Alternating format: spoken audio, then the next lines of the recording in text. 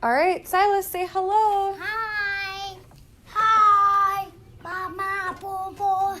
Hi. I can't. Hi, Mama Bobo. All right, kiddos, what are you drawing today? A bird. Booty. Because the birds finally came back after springtime, right?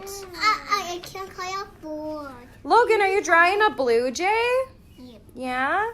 Addison, are you drawing a blue jay? Oh, you have your cardinal. I love it. I love this. Adeline, can I see yours, please? I'm drawing the stick and then I'm drawing the birds on top. Oh, okay. I love that. Madeline, you haven't started yet? All right, Braden, what do you got going on? Your blue jay? Oh, no, it's not a blue jay? No. A cardinal? My friend, can you guys hear the birds outside? Yeah. What do the birds outside sound like? This is just our house. What kind of a bird is singing outside? Oh no. You're right. Once we are done drawing our beautiful birds, we are going to color a picture to add to it.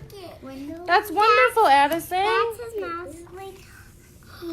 Are you all done with yours already? All right. Man. Okay, say goodbye and tell your friends we'll be right back, okay? Bye. Bye.